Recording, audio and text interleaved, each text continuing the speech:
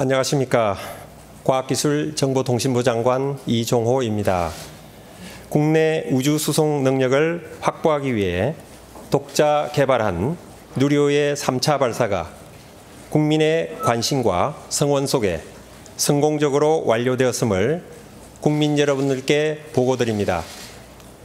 주 탑재 위성인 차세대 소형 위성 2호와 큐브 위성 6기는 정상 분리된 것을 확인하였으나 도요셋 4기 중 1기의 경우 사출 성공 여부를 확인하기 위해 약간의 시간이 더 필요한 상황입니다. 또한 차세대 소형 위성 2호의 경우 남극 세종기지에서 위성 신호를 수신하였음을 확인하였습니다. 지난해 누리호 2차 발사 성공에 이어 오늘 3차 발사까지 누리호 비행 성능을 확인하며 누리호의 신뢰성을 확보함과 동시에 발사 서비스는 물론 다양한 위성 운영과 우주 탐사까지 우리의 가능성을 다시 한번 확인하는 계기가 되었습니다. 발사체 본연의 역할인 위성 발사를 충실하게 수행하여 관련 기술과 운영 능력이 진일보하였고 체계 종합 기업인 한화 에어로스페이스도 최초로 발사 운영에 참여하여 역할을 완수했다는 점에서 큰 의미가 있습니다. 앞으로도 누리호는 기술적인 안정성을 높이기 위해 2027년까지 3차례 비행을 더 수행하게 됩니다. 뿐만 아니라 과기정통부는 누리호 개발의 경험과 기술을 토대로 누리호보다 성능이 향상된 차세대 발사체 개발을 추진하여 국제적인 경쟁력을 확보하는 한편 기업과 연구기관들이 다양한 시도와 비즈니스 모델을 펼쳐나갈 수 있는 뉴스페이스 시대에 기반을 마련해 나가겠습니다. 따뜻한 격려와 성원을 보내주신 국민 여러분과 누리호 3차 발사 성공을 위해 땀과 열정을 아끼지 않은 연구자, 모든 산업체 관계자분들께 진심으로 감사드립니다. 국민 여러분, 앞으로도 우주로 향하는 누리호의 비행과 우주개발 강국으로 향하는 우리의 도전을 계속 지켜봐 주시고 성원해 주시기 바랍니다. 감사합니다. 예, 이상 기자님들과 같이 답변을 갖도록 하겠습니다. 손을 들어주시고요. 제가 지정을 하면 언론사 명함과 성함을 말씀해 주시면 되겠습니다. 예, CBS 이정주 기자님. 네, 네, CBS 이정주입니다. 여기 계시는 실무진들이 제일 고생 많이 하셨는데요. 장관님도 어제 첫 실패 이후에 또 와서 격려해 주시고 수고 많으셨습니다. 질문은 간단하게 하나인데요. 이번에 이제 3차 발사가 가장 중요한 의미가 이제 실용위성을 처음으로 8기를 전부 실었잖아요. 그러면 이게 4차 발사에서는 좀 난이도를 높이는 단계로 간다고 하더라고요. 4차 발사에서 이제 가장 3차에서 발전된 부분, 주안점이 무엇인지 그것과 그 주안점을 그러니까 민간 기업과 이제 뭐 어떤 결합하는 부분, 거기에 대해서 이제 장관님은 어떤 좀 플랜을 갖고 계신지 말씀 좀 부탁드립니다. 예, 말씀하신 대로 이번에 이제 누리호 3차 발사에서는 실제 위성, 그러니까 실용하고 조금 차이는 있을 수 있으나 실용에 가까운 위성들이 실려서 있습니다. 그리고 4차 발사 시에는 아마도 이제 좀 더 고도화된 위성들, 그러니까 실용 위성들이 실릴 가능성이 있고요. 그 다음에 또 추가로 여러 가지 우주에서 우리가 독자적으로 개발한 부품들을 테스트할 수 있는 그런 큐브 위성들도 함께 탑재돼서 우주로 갈 계획입니다. 예, 예, 다음 기자님, 예, 조승환 기자님. 예.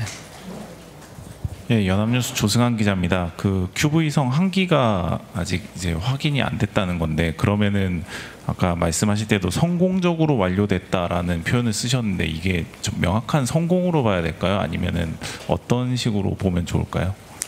예, 그 부분에서 이제 확인을 하고 하는 것이 맞습니다. 근데 이제 큐브 위성을 지금 7개 위성 큐브 위성이 이제 사출이 되었는데요. 그 중에 이제 6번째 그 도요셋 위성이 이게 사출이 안 된 것이 아니라 확인이 안 된 겁니다. 그러니까 말하자면은 부착되어 있는 그 카메라의 사각지대에 있어서 이제 볼 수 없었던 부분들이 있었고요. 그래서 7번째 그 도요셋 위성도 나갔기 때문에 아마도 이렇게 사출이 됐으리라 생각하지만 그럼에도 불구하고 정확한 확인을 하고 말씀드리는 게 맞을 것 같습니다. 예, 아까 사전에 말씀드린 것처럼 마지막 질문 한 개 더 받고 이후에 더 자세한 그 기술적인 내용에 대한 브리핑을 이어가겠습니다. 예, 더 이상 없으시면 여기서 장관님은 일정상 이석을 해주시면 될 것 같고요. 그 이후에 기술적인 사항에 대한 상세한 브리핑과 질의 답변 시간은 이상률 원장님과 여러 전문가님들과 함께 하겠습니다. 장관님 감사합니다. 네, 감사합니다.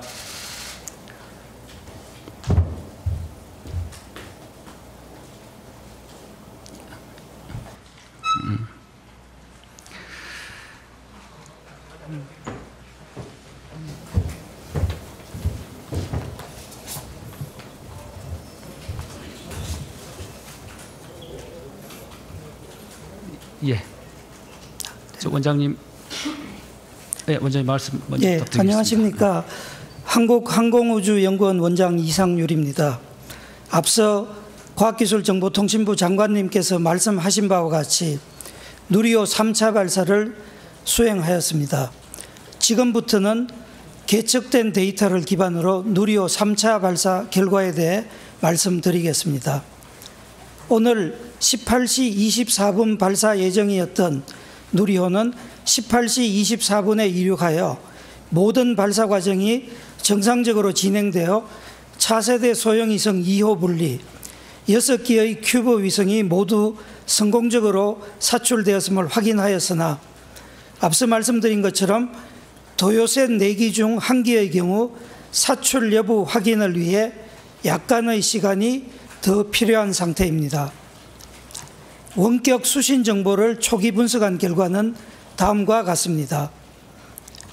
누리호는 정해진 비행 시퀀스에 따라 이륙 후 123초경에 고도 약 66km에서 1단 분리, 230초경에 고도 약 209km에서 페어링 분리, 267초경에 고도 약 263km에서 2단 분리, 고도 약 550km에서 차세대 소형위성 2호와 큐브 위성의 분리가 순차적으로 진행되었습니다.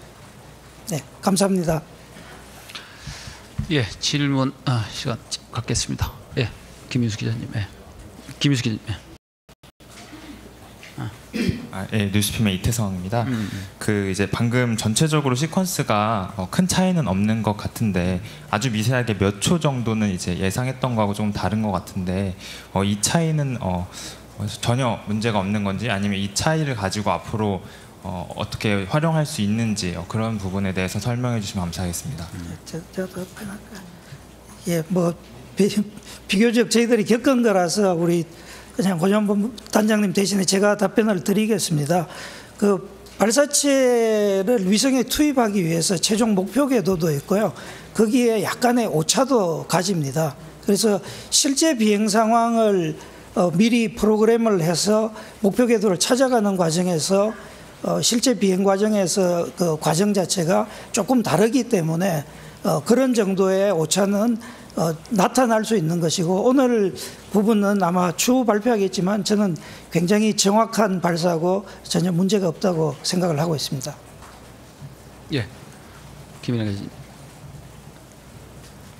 네, 머니투데이 김인하입니다.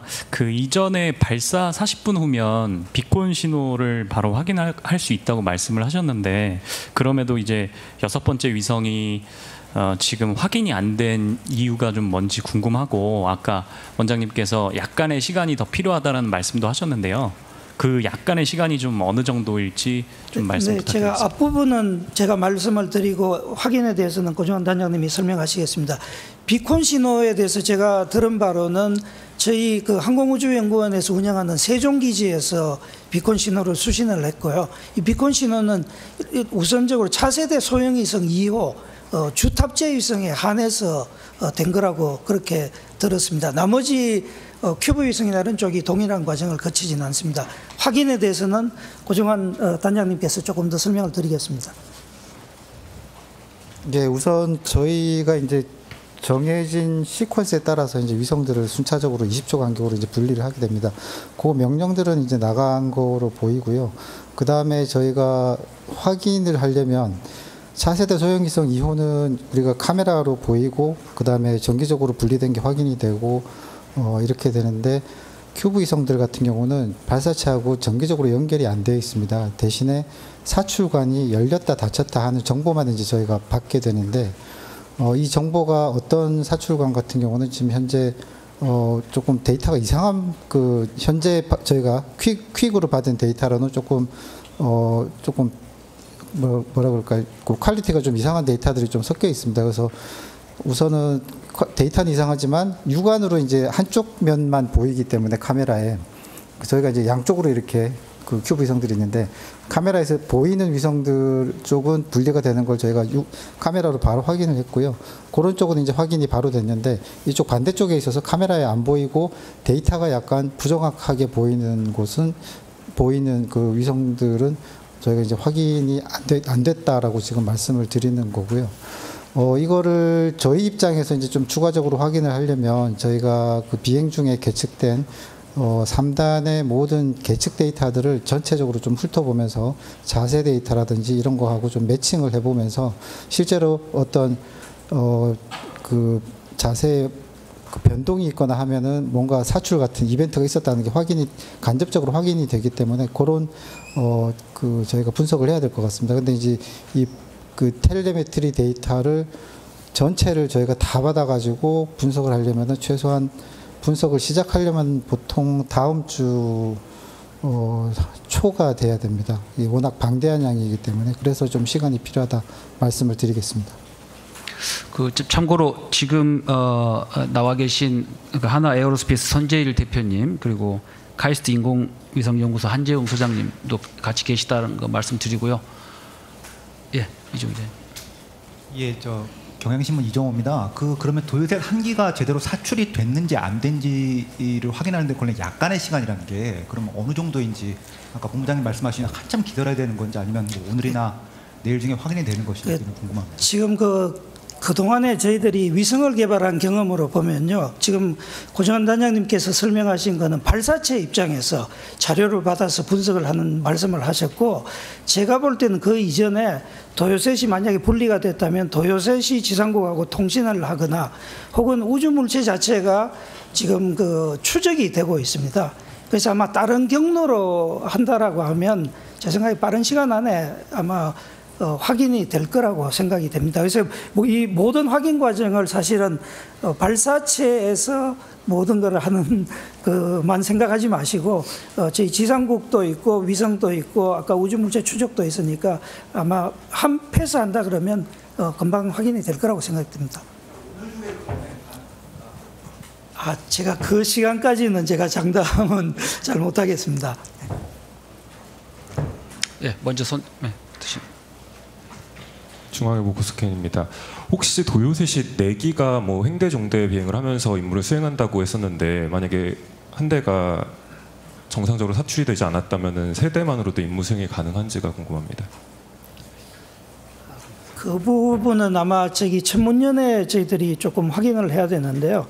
그 편대 비행이나 그 편대 비행을 하기 위해서는 일단 위성이 안정화가 되고 그다음에 편대 비행을 하는데 시간이 꽤 걸리기 때문에 그런 거고 아마 만일에 한 기가 빠진다라고 하면 이제 그 부분에 대한 건 아마 천문연에 조금 확인이 필요한 사항이라고 생각됩니다. 네, 예, 김만 기자님. 예, 파이낸셜 뉴스 김만기 기자입니다. 저는 한화에어로스페이스 손재일 대표님께 여쭤보겠습니다. 한화 같은 경우에는 일단 이번에 발사체 체계 종합 기업으로 이제 선정이 돼서 앞으로 계속 이제 이거에 대해서 하실 거고, 그 다음에 세트레가이라는 그 인공위성 개발 기업도 같이 이제 보유하고 있는 걸로 알고 있는데, 이거를 다 종합해서 앞으로 어떻게 해 나가실 것인지, 그 앞으로 목표 그거에 대해서 한번 여쭤보겠습니다. 네, 그 가장 중요한 것은 우리나라 이 우주 산업이 글로벌 경쟁력을 가지는 것이라 생각합니다. 그래서 저희는 그 첨단 기술의 어떤 개발과 습득, 그리고 또 이 생태계, 산업 생태계가 잘 조성돼야 됩니다. 그래야지만 우리나라가 어떤 글로벌 경쟁력을 가진다고 생각합니다. 그런 부분에서 저희가 어떤 사명감과 또 책임감을 가지고 최선을 다할 예정입니다. 예, 저 앞줄에. 예. 네, 아시아투데이 박진숙 기자라고 합니다. 그 아까 질문했던 거랑 비슷한 거긴 한데, 이게 지금 어쨌든 큐브 위성 한 대가 이게 분리가 안 된 건 아닌데 이게 여부를 확인을 할 수 없다고 했는데, 그러면 만약에 혹시 이게 막 분리가 안 됐다고 하면은 이번에 이 3차 발사를 성공했다고 할 수 있는 것인지 그게 궁금해서 여쭤봅니다. 그 전에 이제 발사 전에 그 프레스 컨퍼런스에서 아마 비슷한 질문이 있으셔서 제가 답변을 드렸던 거는, 저희에게 가장 중요한 부분은 누리호가 목표 궤도에 잘 진입을 해서 차세대 소형 위성 2호를 안전하게 분리해 주는 것이 가장 중요한 부분이라고 말씀을 드렸습니다. 그것이 저희의 이제 메인 미션이었고, 그다음에 이제 같이 그 부탑재체로 실려간 위성들은 그 차세대 소형 위성보다는 조금 이제 중요도가 떨어진, 뭐 안타깝게도 좀 그런 말씀을 드릴 수밖에 없을 것 같고요. 일단은 저희는 목표 궤도에 누리호가 정확하게 들어갔다는 점, 그 다음에 차세대 소형 위성 2호를 안전하게 분리를 했다는 점에 이제 그 목표를 둬야 된다고 생각합니다. 예, 저희는 그렇게 생각을 합니다. 아, 예, 계속 들고 있습니다. 김미진. JTBC 김민희입니다. 본부장님께 말씀드리고 싶은데요. 그 누리호 고도화 관련해서 최근에 이제 한미에서 그 아이타 완화에 대한 얘기가 나왔는데, 이제 고성능 위성도 쏠 수 있게 되고 이제 그렇게 될 텐데, 추력이랑 임무 고도를 어느 정도 높일 가능성이 있는지 좀 말씀해 주시죠. 지금 고도화 사업은 누리호를 개량하는 부분은 빠져 있습니다. 대신에 누리호를 그대로 반복 발사하고 체계종합 기업으로 선정된 한화 에어로스페이스에 기술 이전을 해서 그 한화 에어로스페이스가 누리호를 제작을 해서 운영을 할 수 있도록 하는 것이 목표인 사업입니다. 그래서 고도화 사업 자체에서는 성능 개선은 예정이 되어 있지 않고요. 성능은 그대로라고 이제 보시면 될 것 같습니다. 아, 예. 네, 이데일리 강민구 기자입니다. 한지영 소장님과 고종환 단장님께 질문이 있습니다. 이번 그 카이스트 인공위성 연구소에서 그 안정적인 미국의 그 팰컨 9 로켓이나 아니면 러시아의 그 소유주 로켓에서 보낼 수 있었음에도 불구하고 2019년에 국산 로켓 누리호의 실기로 이렇게 결정한 것으로 알고 있습니다. 당시에 반대도 많았던 걸로 알고 있는데, 소장으로서 국산 로켓을 이용해 이번에 이렇게 위성을 보낸 소감이나 심정은 어떤지 좀 궁금하고요. 고정환 단장님께도 질문을 드리려고 하는데, 이번에 수백억짜리 위성을 실어서 보내면서 이제 부담감도 있었을 것 같은데 지금 심정은 좀 어떠신지도 좀 궁금합니다. 예, 카이스트 인공위성 연구소장 한재영입니다. 저희가 이번 위성이 저희 연구소에서 만든 10번째 위성인데, 그동안은 해외 발사체에 의존할 수밖에 없었거든요. 근데 사실 여기에 해외에서 발사할 때는 벌써 카이스트에서 위성 보내는 과정부터 너무너무 생각할 게 많고 준비할 게 많습니다. 근데 이번에는 우리 땅에서 우리 발사체로 우리 위성을 쏠 수 있었기 때문에 모든 과정이 이전에 비해서 훨씬 편했고, 저희 이 차소 위성을 개발 책임지고 있는 장태성 박사는 이거를 표현을 그동안에 우리 어렵게 이코노미 타고 다녔는데 퍼스트 클래스 탄 기분이다 이렇게 표현했습니다. 저도 딱 그 말이 적절한 비유라고 생각합니다. 예, 또 네, 저희 입장에서는 사실은 이제 이번에 처음으로 이제 손님을 이제 모셔다 드리는 임무를 띠게 돼서 사실은 굉장히 좀 기쁘기도 하지만 좀 굉장히 부담이 좀 많이 있었고요. 행여 실패라도 하게 되면 이제 저희뿐만 아니라 힘들게 개발하신 위성 개발자들까지 좀 힘들어지게 되니까 좀 굉장히 좀 부담감이 있었던 게 사실이고요. 그리고 어제 발사 준비 과정에서 또 이제 그런 일이 또 있고 했었어 가지고 사실은 어제 오늘 심적으로 좀 굉장히 좀 긴장을 좀 많이 했었습니다. 다행히 모든 결과가 다 괜찮아서 저희는 굉장히 지금 행복한 기분입니다. 네. 예, 또 질문 받겠습니다. 예.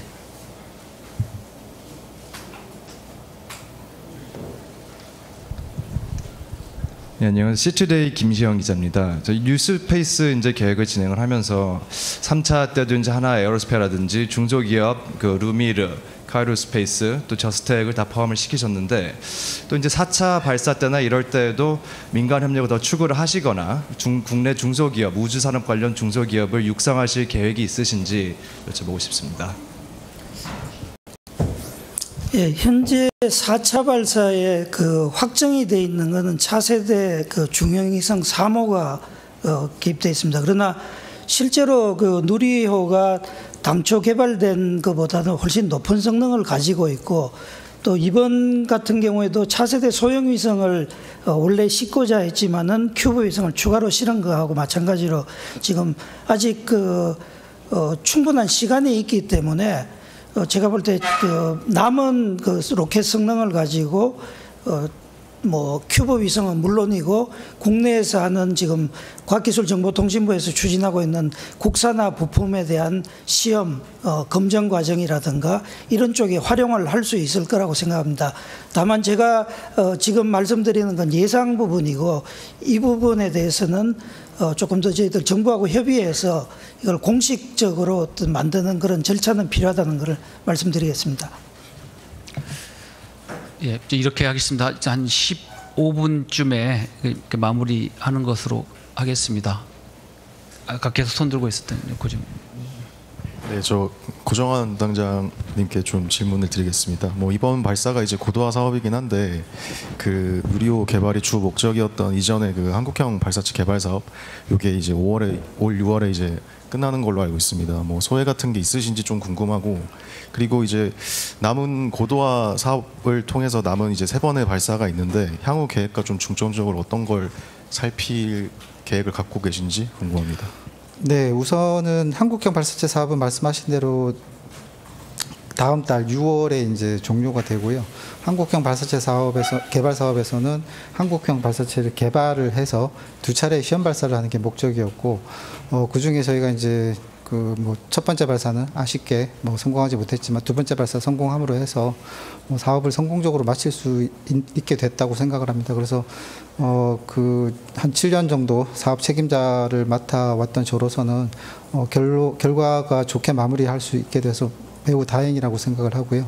고도화 사업 같은 경우는 이제 앞으로 3차례 발사를 더 진행하도록 되어 있는데 3번의 발사는 한화 에어로스페이스에서 누리호 기체를 총조립 준비를 해주시고 발사 운영을 저희하고 같이 하시게 됩니다. 그런 면에서